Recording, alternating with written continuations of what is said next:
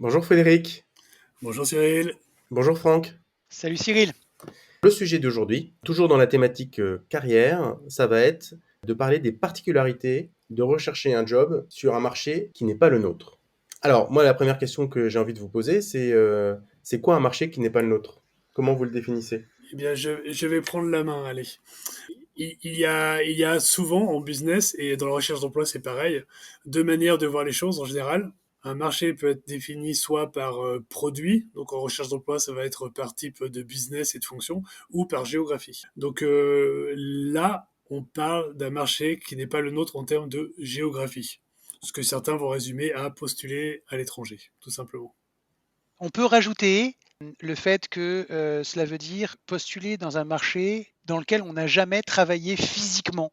Merci pour cette précision. Alors, justement, la question qui me vient, c'est est-ce qu'il vaut mieux, dans ce cas, être sur ce marché qui n'est pas le nôtre, physiquement? Est-ce qu'il vaut mieux être sur place ou on peut finalement, à distance, faire la même recherche? Ce qui est vrai, c'est que les choses ont bien changé depuis la pandémie.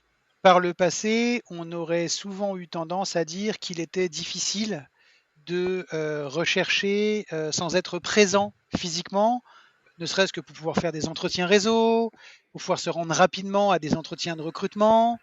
Aujourd'hui, comme beaucoup de choses se font en digital, par la force des choses, eh bien, le monde s'ouvre davantage.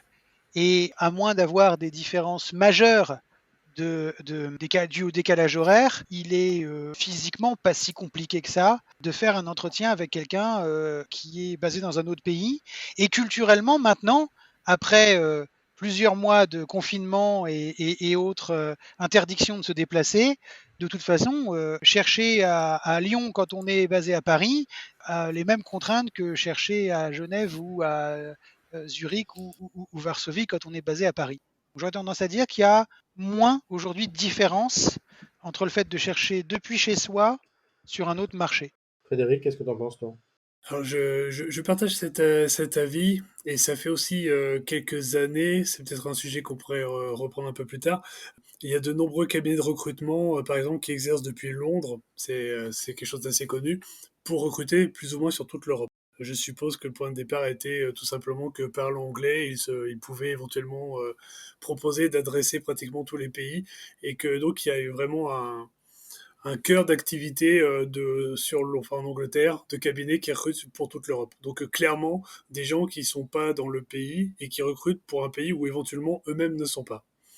Donc c'est vrai que par rapport à ça, par rapport à la Covid, énormément de choses se sont ouvertes et qu'il y a de plus en plus de possibilités. Et en plus, en parallèle, des outils comme LinkedIn ont ouvert aussi vraiment l'accès aux candidatures, on va dire au monde entier. Très souvent, moi, je crois sur des annonces des talent acquisition ou des executive search qui, après avoir mis une offre, se retrouvent avec des candidats qui sont vraiment issus de partout et qui ne peuvent pas les voir physiquement. Donc, qui s'habituent eux-mêmes à recevoir des candidats valables, mais en mode visio en fait et téléphone au début. Ok, ok, bah, c'est assez intéressant quand même de voir comment les mentalités évoluent, même si le marché de la mobilité internationale était déjà, j'imagine, assez distanciel, en tout cas dans la phase de recrutement. Mais est-ce qu'il faut aussi idéalement parler la langue locale? Est-ce que c'est un impondérable ou pas forcément? Alors je vais continuer parce que c'est aussi un sujet justement que j'aurais pu aborder dans la première question. Les nuances sur le recrutement à distance, la facilité de le faire, etc. dépend aussi du type de poste en général. Et plus on a un poste de type headquarter, manager international, plus la mobilité internationale va être grande, les entretiens à distance, l'anglais vont être une habitude. En fait, je dirais que l'intérêt pour la langue locale est primordial. C'est-à-dire que si on postule de l'étranger, très rarement on va postuler pour un job local, purement local. On va se trouver dans un contexte avec un minimum d'international, à moins de postuler de France pour être le CEO d'une société à tel endroit. Mais sinon, on va postuler pour un job international. Donc c'est l'anglais qui va prévaloir. Par contre, ne pas s'intéresser un minimum dès le départ et après à terme à la langue locale est pour moi un enjeu, enfin une question majeure pour les candidats, et c'est ce qui va faire la différence. Alors, parler la langue avant d'aller sur place, bien évidemment, c'est fantastique, mais dans la démarche de l'intérêt à un pays et éventuellement de l'intégration, s'intéresser à la langue locale, l'apprendre, c'est clairement pour moi primordial. Ok, ok, merci. Franck, tu voulais compléter? totalement d'accord avec Frédéric. J'ai vu, alors sur le marché que je connais le mieux, donc sur la Pologne, j'ai vu, le marché totalement se retourner par rapport à cette question-là.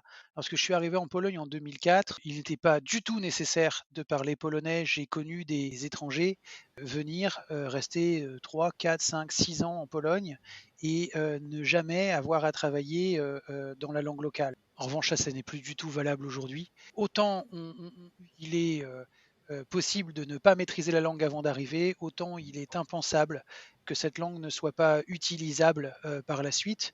Et lorsque l'on est sur place dans un pays qui n'est pas le sien et qu'on veut y rester, alors que par exemple sa mission d'expatriation se termine, le fait de ne pas parler la langue peut être véritablement rédhibitoire. Alors là encore, ça ne veut pas dire qu'il faille la parler en permanence et ça ne veut pas dire qu'il faille faire tout son travail dans la langue locale, mais il faut en être capable. Il y a quelques exceptions, mais elles sont vraiment très très rares. Ok, ok, merci beaucoup pour ce retour. Je vais juste rajouter un tout petit point là-dessus parce que sur Zurich, on a énormément de headquarters. Je vois beaucoup de personnes être pris en tenaille en fait. C'est-à-dire que la langue locale va jouer un rôle sur les jobs locaux, mais on se retrouve face à tous les candidats locaux et il y a une difficulté à faire le poids et avoir les bons réseaux. Et à l'inverse, l'anglais est la langue primordiale lorsqu'on va postuler sur un poste de type international, headquarter, et où l'anglais va être la langue de travail, mais on se retrouve du coup en concurrence avec tout le reste de l'Europe. Donc en fait, il y a un enjeu sur la langue, et il y a aussi une sorte de prise en tenaille par rapport au type de poste, en fait, avec une concurrence qui va être différente. Alors, quand on va travailler comme ça à l'étranger, est-ce qu'il faut finalement rechercher, accepter et voir les avantages qu'il y a dans un contrat local ou le contrat d'expatrié reste la voie royale et ce qu'il faut rechercher absolument? Hmm. Ah, c'est une question à laquelle je crois il n'y a pas de réponse absolue. Nombreux sont ceux que je vois arriver dans mon pays d'adoption, la Pologne, avec un contrat d'expat et qui n'auraient pas du tout imaginé venir sans celui-ci. Mais c'est vrai que dans la plupart des cas, ils n'ont pas été recrutés localement. Ils ont été recrutés au niveau d'un headquarter et ils sont envoyés dans un pays. Euh, pour ceux qui veulent rester ensuite, alors que leur contrat d'expatriation se termine, hein, souvent au bout de 3 ou de 5 ans, notamment pour les entreprises françaises, essayer de chercher en local un contrat d'expatriation sur la Pologne fait souvent peu de sens. Pourquoi? Parce que ça n'est plus, comme par le passé, un marché de pénurie. Il y a donc des candidats sur place qui peuvent tout à fait tenir le job et qui coûteront donc forcément toujours moins cher qu'un contrat d'expatriation dans lequel des contraintes de transport plusieurs fois par l'année, à l'année sur le pays d'origine, de logement, éventuellement d'école des enfants, sont des coûts surnuméraires qui n'ont pas lieu d'être économiquement. Donc, lorsqu'il s'agit de rester dans le pays pour un second job, le désir de contrat d'expatriation est un vrai frein à l'employabilité. Il faut donc là essayer de mieux négocier son contrat local en faisant valoir la différence par rapport peut-être à un candidat local et donc en essayant d'être valorisé différemment, mais pas au niveau de ce que les compensations sont pour les expatriés. Les compensations, hein, c'est tout ce qui n'est pas du salaire pur, mais qui est de la prise en charge. Une expérience assez similaire sur la place suisse, avec quelques petites pondérations peut-être. Effectivement, les gens qui arrivent en contrat d'expatrié, c'est des gens qui sont déjà employés dans une structure en fait qui les bouge à l'intérieur du groupe et qui les envoie en général dans un autre pays. Ces contrats viennent souvent de, à bout de 3 ans en général, ils viennent à disparaître et la personne peut rester sur place dans le même groupe, mais n'est plus en mode expatrié et donc il y a des choses qui changent, ça c'est clair. Et ce qu'on peut voir ici, en tout cas sur Zurich, c'est qu'il y a de moins en moins de contrats en mode expatrié, mais c'est de plus en plus de la mobilité avec un contrat en mode local, c'est clair. Donc je pense qu'aujourd'hui, la vraie mobilité, sauf dans certains contextes très particuliers, revient à s'ouvrir complètement au mode local en termes de contrat. Il y a une autre variante qu'on n'a pas évoquée et que j'ai découvert parce que je l'ai expérimenté moi-même. J'ai, quand j'ai été bougé en local dans mon entreprise, en fait, j'ai bougé avec un contrat local. Par contre, j'avais un autre contrat en parallèle de mobilité interne au sein du groupe, venant du headquarter, qui faisait que si je perdais mon contrat local, le groupe devait me retrouver un job à l'intérieur du groupe et me reproposer quelque chose. Donc c'était pas du tout des conditions d'expatrié, c'est un contrat local standard, mais avec quand même un petit quelque chose qui est une sorte d'assurance que beaucoup d'expatriés cherchent, qui permet aussi éventuellement d'avoir un backup quand le contrat vient à se terminer. Donc il y a différentes possibilités quand on veut prendre une sorte d'assurance, mais je dirais que le contrat local va devenir la tendance de plus en plus. OK, bah, ça a l'air très clair. Franck, tu voulais ajouter quelque chose? Oui, il est aussi vrai que, lorsque, on est, citoyen, de l'espace Schengen et qu'on trouve un nouveau job dans l'espace Schengen, le contrat local est très peu contrariant et on garde, potentiellement ses droits de retraite, on garde potentiellement, ses droits de chômage, on garde potentiellement, son assurance maladie. Voilà, il y a maintenant un certain nombre de choses qui simplifient la donne. Alors quand je dis on garde, c'est on peut garder, hein, pour être précis. Mais il n'est pas si compliqué qu'auparavant de bénéficier d'un début de carrière quelque part et d'une continuation de carrière ailleurs lorsque l'on reste à l'intérieur de l'espace Schengen, par exemple, ou dans les pays qui ont des accords spécifiques. OK. OK, c'est bien cette précision. Alors, quand on cherche un job à l'étranger, est-ce que finalement on peut se faire aider par des cabinets spécialisés internationaux? Est-ce qu'il faut développer un réseau, mais finalement c'est peut-être un peu plus compliqué de développer un réseau en local parce qu'on n'est pas sur place? C'est quoi votre expérience par rapport à cette thématique? Alors le réseau est une question qui a énormément évolué justement avec les outils comme LinkedIn et d'autres, et aussi le fait que les gens se sont habitués à faire de plus en plus de réunions en visio et plus facilement en international, avec moins de déplacements. Donc les mentalités ont évolué là-dessus, et il est de plus en plus facile de se créer du réseau au niveau international. Mais clairement, je ferai la même différence que tout à l'heure, il ne faut pas sous-estimer tous ces réseaux locaux qui vont influer sur le marché de l'emploi et qui vont bien évidemment jouer un rôle lorsqu'on va candidater de l'extérieur. Donc c'est plus facile qu'avant, c'est possible de s'en créer à l'étranger, de trouver des contacts, de les soigner et de développer petit à petit des relations qui vont aider, mais on ne sera pas dans la force que peut avoir un réseau local en termes de proximité, et on ne sera pas non plus dans la force que peut avoir un réseau local au sens, je vais donner un exemple très concret, en Suisse, les gens qui ont fait l'armée, qui ont été officiers, qui se sont retrouvés pendant plusieurs années, il y a une vraie force de ce réseau local qu'un étranger ne pourra jamais avoir. Donc il y a différents niveaux de réseau, et il faut les appréhender et les anticiper quand on vient de l'étranger. On va pouvoir créer du réseau de loin, mais il faut appréhender le niveau d'impact et de puissance, on va dire, que pourrait avoir ce réseau. Franck, sur le côté cabinet, peut-être? Tu veux rajouter quelque chose? Oui, alors, bon, premièrement, tout à fait d'accord avec Frédéric sur le fait qu'on peut faire maintenant du réseau à distance, mais c'est pas tout à fait la même chose que faire du réseau sur place. Et je mets en garde, notamment, le fait de se contenter de rester dans le réseau des Français, par exemple. Et alors ça, c'est vrai à distance ou en local. Ce qui est vrai aussi, c'est que l'on peut beaucoup plus facilement utiliser que par le passé l'utilisation, on peut plus facilement utiliser que par le passé les cabinets locaux à distance. Au préalable, les cabinets type les cabinets londoniens dont parlait Frédéric tout à l'heure ils n'étaient pas si nombreux qui avaient recours à une base de candidats multinationale. Aujourd'hui, bon, évidemment, on par le biais d'outils type LinkedIn qui sont devenus totalement universels, mais aussi avec les habitudes qui ont été prises durant les confinements successifs et les interdictions de voyager successives, n'importe quel cabinet, même local, sait faire tout son processus de recrutement en digital et de ce fait va pouvoir plus facilement anticiper en se connectant à l'avance avec des candidats ayant un profil riche, intéressant sur le marché, même si ces gens-là ne sont pas physiquement présents dans le pays. Évidemment, il reste toujours des barrières, que sont les barrières administratives. Rentrer dans l'UE et avoir le droit de travailler dans l'UE quand on n'est pas dans l'UE, c'est quand même pas si simple, on est bien d'accord. Et donc, les cabinets auront tendance à se créer des viviers ou des poules de candidats qui ne demandent pas de démarches administratives spécifiques, plutôt, évidemment. Oui, ça fait sens.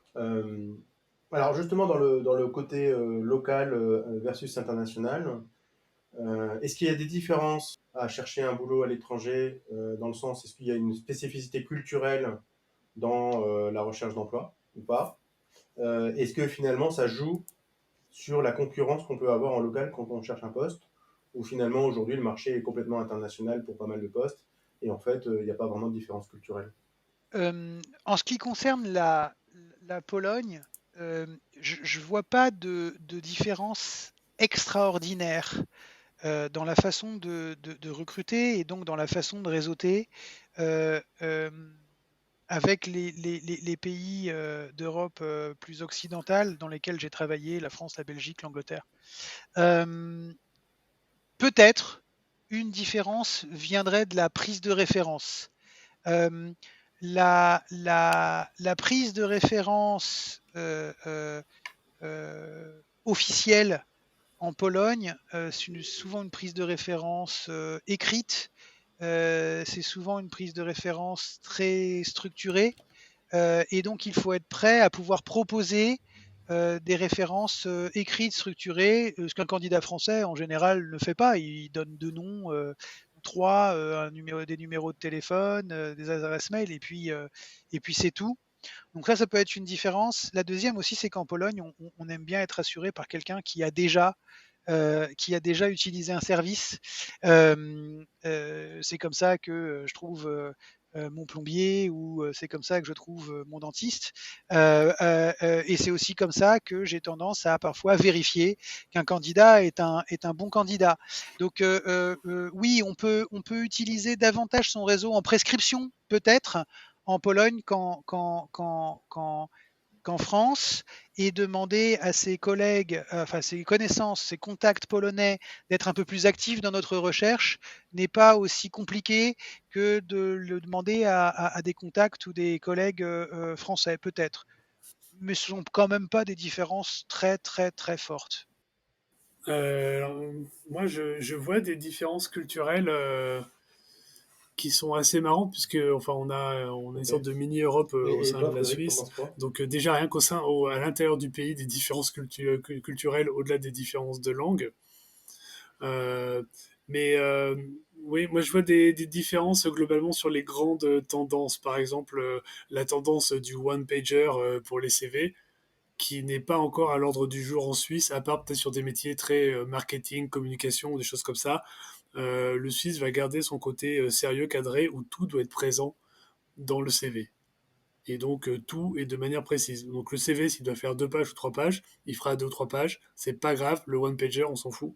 Par contre, il y aura tout de manière précise par rapport au déroulé, aux références, aux dates, etc.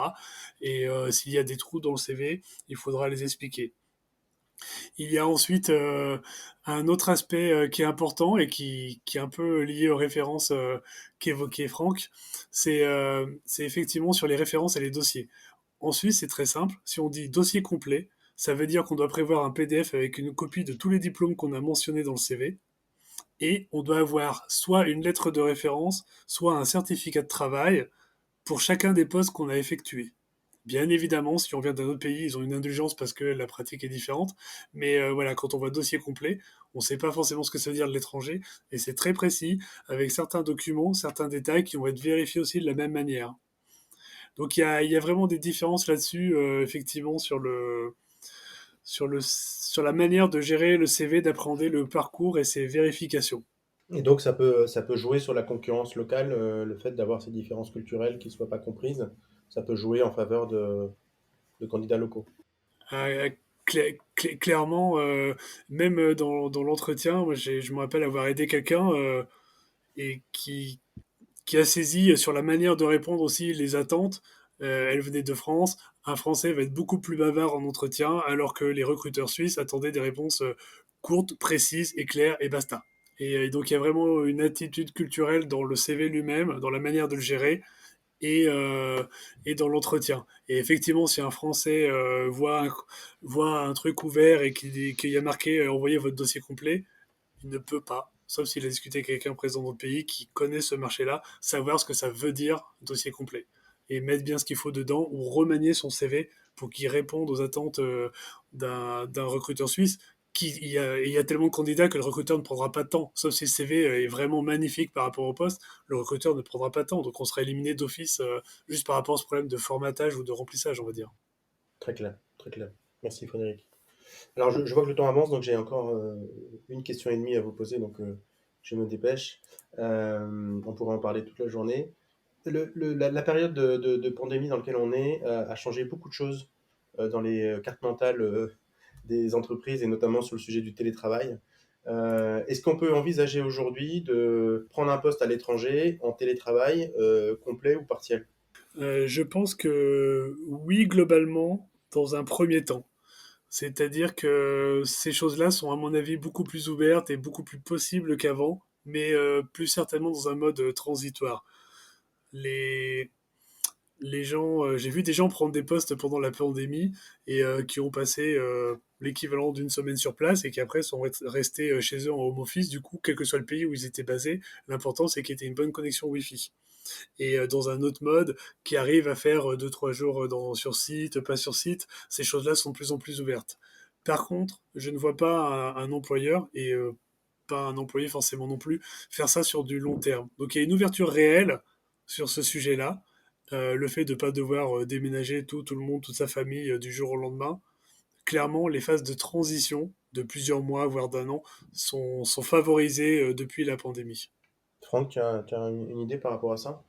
Oui, pour aller dans le sens de Frédéric, je dirais qu'effectivement la pandémie a rendu certaines choses plus envisageables. Je crois en revanche que cela va jouer dans le sens du quasi home office absolu, plutôt que dans la logique de l'alternance. Je vois aujourd'hui des personnes être recrutées pour un poste où on va leur demander de bosser à la maison quasiment tous les jours du mois, et puis d'être là présent au début du mois ou à la fin du mois pour une série de réunions et c'est tout. Donc je pense que ça, c'est effectivement possible, mais on n'est pas sur le fameux balancier ou la balance. Je crois que la balance réellement, la plupart des organisations essaieront de s'en prémunir parce que c'est physiquement éreintant Mm. pour les individus. Alors néanmoins, je connais un certain nombre de jobs internationaux où il est demandé à certains leaders de se déplacer régulièrement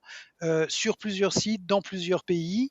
Et je connais des leaders, notamment des leaders industriels, qui se rendent sur différentes usines et qui ont leur tour, qui fait qu'ils sont quasiment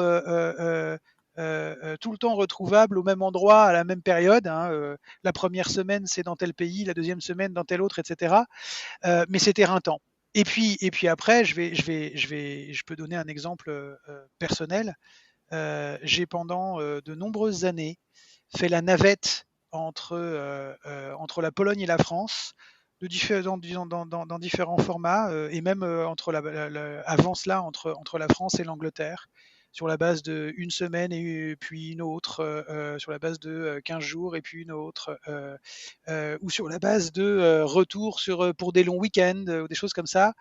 Euh, on peut le faire sur la durée, on peut le faire même assez longtemps, mais ça a un coût réel physique.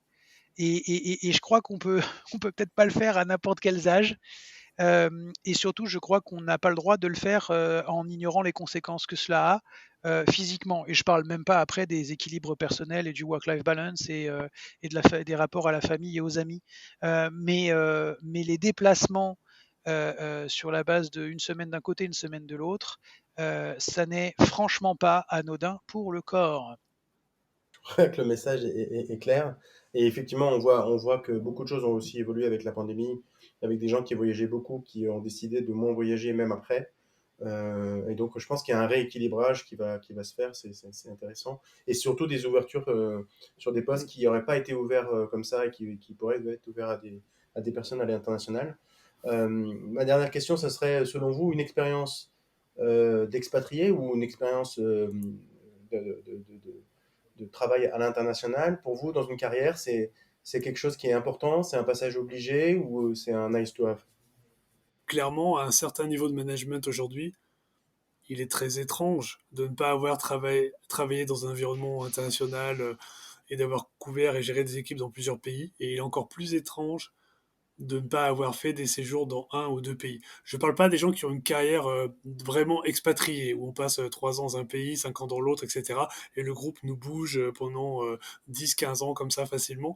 Mais même dans une carrière d'évolution aujourd'hui, le monde, en tout cas au moins au sein de l'Europe, est tellement ouvert qu'il est difficile d'avoir un certain niveau d'évolution sans avoir fait des séjours à l'étranger. Et il y a une vraie différence. Moi, je l'ai vécu aussi. J'ai piloté des activités au Japon à une époque, par exemple. Il y a une vraie différence entre piloter des activités au Japon en étant basé en France comme je l'ai fait et aller vivre, s'installer et travailler dans un autre pays. C'est vraiment autre chose et c'est un passage qui, je pense, va devenir obligatoire dans une carrière de responsabilité internationale et qui est aussi, je pense, un vrai apprentissage nécessaire et intéressant pour les gens. Je ne suis pas complètement certain que c'est un must-have, mais par contre, je considère que c'est un plus énorme en termes d'ouverture culturelle quand je suis un recruteur. Je considère aussi que l'ouverture interculturelle donnée par le fait d'aller vivre sur place, d'être obligé d'adapter sa manière de penser, de réagir, est évidemment quelque chose qui servira ensuite tout au long de la carrière pour s'adapter aux changements, à l'incertitude, à l'imprédictabilité, etc., etc., etc. Je crois en revanche que l'expatrié professionnel est une espèce qui est en voie de disparition, comme le disait Sébastien. Et enfin, je crois qu'il faut quand même différencier l'expérience à l'étranger immersive et l'expérience à l'étranger privilégiée. Alors, je ne veux pas tomber dans une logique de c'est mal, c'est bien, mais lorsque l'on vit à l'étranger pendant X années en fréquentant que des clubs pour étrangers, que des résidences protégées et en sortant de temps en temps pour aller goûter au restaurant des plats locaux, c'est faire finalement une mauvaise utilisation de la chance qu'est l'expatriation ou le travail à l'étranger. Or, alors c'est peut-être mon expérience spécifiquement liée à la Pologne, j'ai vu énormément d'activités pour étrangers et pas pour locaux, pratiquées par les étrangers. Et je trouve que c'est extraordinairement dommage. L'ouverture d'esprit, elle s'acquiert par la confrontation à d'autres modes de fonctionnement. Et c'est quelque chose que l'on peut dire aussi à propos des Erasmus. Lorsque l'on voit des étudiants partir en Erasmus et rester que avec les étudiants Erasmus, ils ont une sympathique expérience internationale. Hein. Vous avez tous vu, si vous êtes français, le film L'Auberge espagnole. Mais ils n'ont pas une expérience locale. Et c'est dommage parce que cette expérience locale, se confronter à la réalité locale, se confronter au quotidien des locaux, c'est quand même sans doute ce qui permet la plus grande ouverture intellectuelle, je crois. Et c'est effectivement après un plus sur le CV. Je voudrais donner juste un dernier témoignage. Je discutais avec un de mes amis qui a eu la chance de partir à l'étranger pendant presque 4 ans sur un autre continent, alors que il avait déjà une bonne grosse presque trentaine d'années d'expérience. Ça l'a fait revenir sur le marché de l'emploi à plus de 50 ans en France et il a toujours pu valoriser cette expérience énormément par rapport à d'autres candidats quinquas face à lui, à l'intérieur de son groupe, pour bénéficier d'opportunités justement groupe, mais même à l'extérieur lorsqu'il avait été chassé par des recruteurs. Ça a toujours été vu comme une forte différence. Être capable de se réadapter à un autre univers de travail, alors que ça faisait déjà plus de 25 ans que l'on bossait. C'est une preuve, je pense, d'élasticité intellectuelle très, très convoitée. Eh ben, dis donc, merci beaucoup pour tous ces insights, hein, parce que je pense que vous avez été très riche. Alors d'ailleurs, c'est un double quart d'heure d'AC Mentoring cette fois-ci, hein, puisque on a doublé le temps. Mais c'est normal, vous êtes deux, et puis il y avait deux pays à représenter, la Suisse et la Pologne, donc c'est plus que justifié. Un grand merci, et puis bah, à bientôt pour de nouveaux podcasts et de nouvelles aventures. Je vous souhaite une bonne continuation. Au revoir les garçons, à bientôt. Merci.